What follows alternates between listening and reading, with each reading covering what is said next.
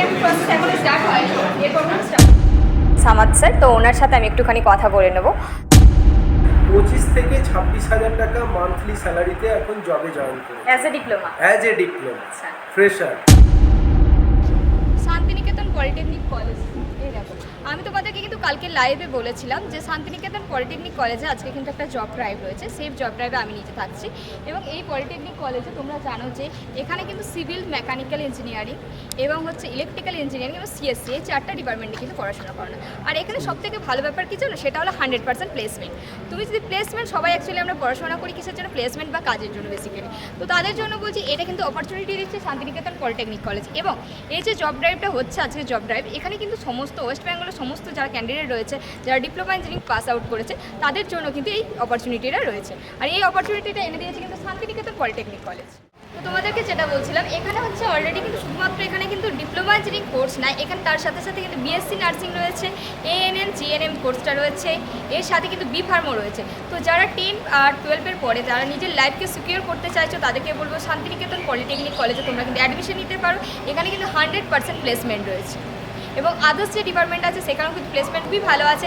আগের বারে কিন্তু 2000-এর বেশি ক্যান্ডিডেট অলরেডি কিন্তু এই কলেজে কিন্তু পাস আউট হয়েছে। তো তোমাদেরকে বলছি, তোমরা যারা হয়তো আশেপাশে কম খরচের মধ্যে কলেজে অ্যাডমিশন নিতে চাইছো এবং 100% প্লেসমেন্ট চাইছো, তাদের জন্য কিন্তু শান্তিনিকেতন পলিটেকনিক কলেজ হচ্ছে পারফেক্ট। এবং তোমাদেরকে আরেকটা কথা বলি, তোমরা জানো যে টাটা মোটরসে আমাদের 9 নম্বর ব্যাচে আমি কিন্তু সি অফ করতে গেছিলাম এবং আমাদের 23 তারিখে ফ্লিপকার্টের কিন্তু একটা ব্যাচ যাচ্ছে। তো সেখানে আমি দুর্গাপুর স্টেশনে নিজে যাব সি অফ করতে। এবং আরেকটা কথা বলি, সেটা হচ্ছে 24 তারিখ আমাদের আরও একটা ব্যাচ যাচ্ছে, সেটা হলো এমআরএফের ব্যাচ। সেই ব্যাচটা কিন্তু আমিও যাচ্ছি অলরেডি সি অফ করতে 23 তারিখ এবং 24 তারিখ পরপর 2 দিন আমি কিন্তু সি অফ করতে যাচ্ছি। একটা হচ্ছে ফ্লিপকার্টের ব্যাচ, একটা হচ্ছে এমআরএফের ব্যাচ। তো তোমাদেরকে বলছি, যারা এখন অবধি টাটা মোটরসে রেজিস্ট্রেশন করতে যাচ্ছো বা টিকিট প্রসেসিং করতে চাইছো, তোমাদেরকে আমি দেখিয়ে দেবো। অলরেডি সেদিনকে পারলে লাইভে আসবো এবং তোমাদেরকে দেখিয়ে দেবো কীভাবে টিকিট আমরা দিয়েছি, অফার লেটার দিয়েছি, তারপর কিন্তু আমরা জবে জয়েন করি। তো তোমাদেরকে বাকি কথা এটাই বলবো, যারা হচ্ছে ডিপ্লোমা ইঞ্জিনিয়ারিং কোর্সে ফ্রি অফ কস্টে করতে চাইছো, তারা কিন্তু টাটা মোটরসের সাথে যুক্ত হতে পারো। টাটা মোটরস এমন একটা কোম্পানি যেখানে তুমি কিন্তু ইন হ্যান্ড স্যালারি একটা ভালো রকম স্টাইপেন্ড পাচ্ছ, সাথে কিন্তু তোমাকে ডিপ্লোমা ইঞ্জিনিয়ারিং কোর্সটা ফ্রিতে করানো হচ্ছে, সম্পূর্ণ ফ্রি অফ কস্টে। তো তোমাদেরকে বলবো, যারা এখন ওয়েটিং লিস্টে ছিল, এখন কিন্তু 1 মান্থের জন্য এজটা বাড়িয়ে করা হয়েছে। এটা 18 থেকে 23 আগে ছিল, এখন কিন্তু 18 থেকে 25 করা হয়েছে। তো তোমরা দেরি আর না করে তোমরা কিন্তু তাড়াতাড়ি আমাদের সাথে যোগাযোগ করে টিকিট প্রসেসিং কিন্তু অলরেডি চলছে 10 নম্বর ব্যাচের জন্য। তো 10 নম্বর ব্যাচ কিন্তু সেপ্টেম্বর মাসে যাচ্ছে। অনেকেরই আইটিআই এক্সাম ছিল, যার কারণে আমরা কিন্তু ডেটটা পিছিয়ে 10 তারিখ থেকে 15 তারিখের মধ্যে করা হয়েছে। তো চলো আমরা একটু কলেজের ভিতরে যাই এবং কলেজের অ্যাডমিশনটা একটু দেখিয়েছি কেমন কী আছে না আছে, সেটা একটুখানি আমরা দেখি। তোমাদেরকে কলেজে একটু দেখাচ্ছি কেমন আছে না আছে, প্লেসমেন্ট কোথায়, কত কিছু বসে আছে, তোমাদের সমস্ত কিছু জাস্ট একটু ভিউজটা দেখো। চলো, তোমরা জানো যে আজকে কিন্তু interview drive, already job drive চলছে, অনেক ক্যান্ডিডেট চলে এসেছে, তাই হয়তো আমি রুমের মধ্যে যেতে পারছি না, কিন্তু তোমাদেরকে জাস্ট একটা টিপ দিয়ে দিচ্ছি। অলরেডি কিন্তু এখানে ক্যান্ডিডেটরা রয়েছে, এটা কিন্তু ইন্টারভিউ প্রসেস এখনো স্টার্ট হয়নি, এরপর স্টার্ট হতে চলেছে। তো আমাদের সি অফিস থেকে অনেকেই লাইভ থেকে এসেছিলো, তো আজকে কিছু সাথে কথা বলুন। তো অলরেডি দেখো ইন্টারভিউ প্রসেসিংটা স্টার্ট হতে চলেছে।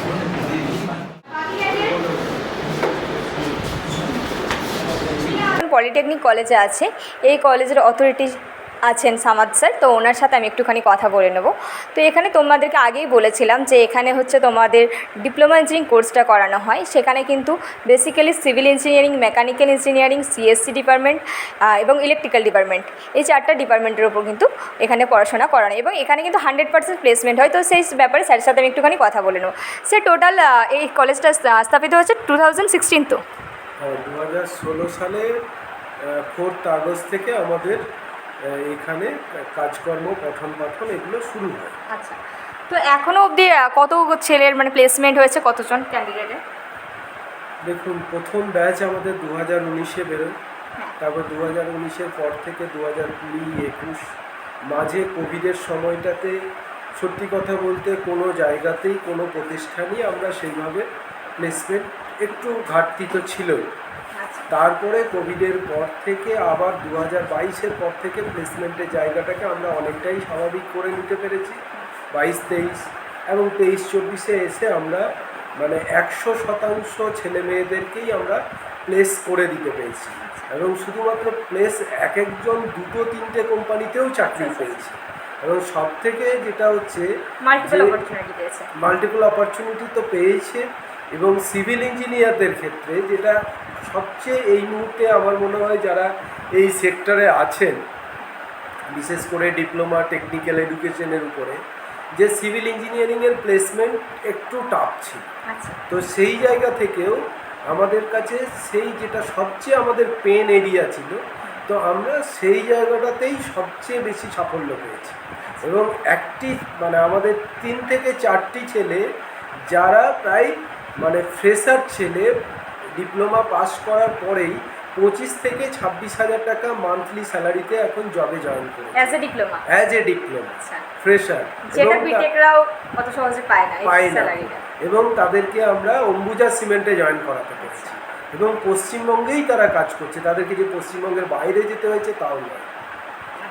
তো এই কলেজে যে আমি শুনলাম যে এখানে বিএসসি নার্সিং এবং বি ফার্মও করানো হয়, তার সাথে এএনএম জিএনএমও রয়েছে, তো এটার জন্য জিএনএম রয়েছে, জিএনএম পড়ানো হয় আর বিএসসি নার্সিং পড়ানো হয়। জিএনএম এবং বিএসসি নার্সিং হয়, আর বি ফার্ম না, এখনো পর্যন্ত আমাদের ডি ফার্মটা পড়ানো হচ্ছে। বি ফার্ম, আচ্ছা, B form on the process আছে। আচ্ছা, তো এইটা রয়েছে। তো ওদের প্লেসমেন্ট কেমন হয় সেটা কি বলবেন? ডি ফার্মের ক্ষেত্রে তো ধরলেন ওটা ম্যাক্সিমামটাই সেলফ এমপ্লয়েডের জায়গা থেকে, আর জিএনএমের এই বছরে আমাদের প্রথম ব্যাচ বেরোবে।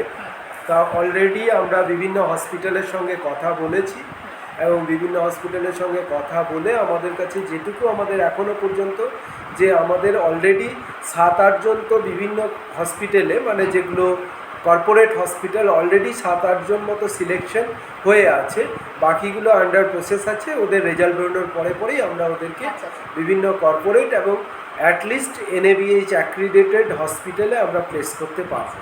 তাহলে তোমাদেরকে একটাই কথা বলবো, যারা 10-12-এর পর নিজের লাইফ নিয়ে সিকিউর হতে চাইছো তারা কিন্তু শান্তিনিকেতন পলিটেকনিক কলেজে আসতে হবে। তোমরা স্যালারি থেকে শুনতেই পেলে যে কীভাবে 100% প্লেসমেন্ট দেওয়া হয়, এবং আদার্স যে বিএসসি নার্সিং রয়েছে, জিএনএম রয়েছে, তো জিএনএম ডিপার্টমেন্ট সমস্ত ডিপার্টমেন্টে কিন্তু প্লেসমেন্ট দেওয়া হয়।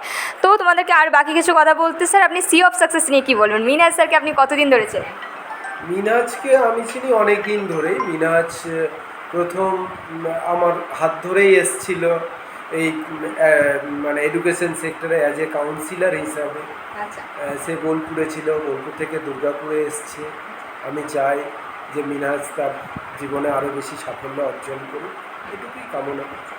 আর কোনো এমপ্লয়ি যদি সাফল্য লাভ করে, তো সবচেয়ে ভালো লাগার জায়গাটা তো আমাদেরই, যে আমাদের একজন এমপ্লয়ি সে আজকে এই সাফল্যটা পেয়েছে।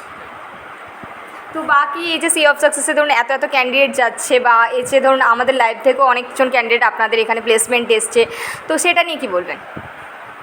অবশ্যই, নিশ্চয়ই মানুষের কাছে অ্যাকসেপ্টেন্স তৈরি হচ্ছে বলেই তো তার কথা শুনে এখানে আসছে। থেকেই আমার মতো আরও অনেক মানুষদেরকে আপনি পাশে পাবেন। আচ্ছা, তুমি আমার কাছে লাইভ দেখেছিলে? হ্যাঁ, দেখেছিলাম। আচ্ছা, লাইভ দেখেছিলে? হ্যাঁ, বলো। ইউটিউবে দেখেছি। ইউটিউবে কোন ইউটিউবে? আমাদের চ্যানেলে? তো তুমি আমাদের চ্যানেলকে কতদিন ধরে ফলো করছো? আমি এই 10 ইয়ার্স ধরে ফলো করছি। আর তুমি আসলে এই কলেজে কি না অন্য কলেজে? অন্য কলেজ আছে। কোন কলেজ তোমার? সরজমিন ইনস্টিটিউট অফ টেকনোলজি। তো তুমি আমাদের উপর যে ভরসা করে আসলে যে এই কলেজে প্লেসমেন্ট আছে, তোমার বাড়ি কত দূর আছে? আমার অনেকটাই দূর। আচ্ছা, সেই দূর থেকে শুধুমাত্র আমাদের ভরসা এসেছে, তাই তো? তো এখানে দেখতেই পাচ্ছ আমরা যে জব ড্রাইভের যে এই যে শান্তিনিকেতন পলিটেকনিক কলেজের যে জব ড্রাইভে অ্যারেঞ্জ করা হয়েছে, এখানে কিন্তু মিনিমাম এখনো অবধি এসব ক্যান্ডিডেটরা কিন্তু এখনো অবধি উপস্থিত হয়েছে।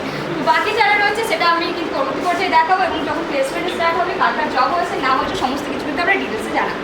তো তোমরা দেখেছো অলরেডি কিন্তু MRF কোম্পানি বলো বা টাটা মোটরস কোম্পানি বলো, ইন্টারভিউ থেকে সিলেকশন প্রসেস সমস্ত দায়িত্বে আমি আছি, এবং তাদের কিন্তু প্লেসমেন্ট সমস্ত কিছু টিকিট সমস্ত কিছু প্রসেসিং কিন্তু আমরাই করি।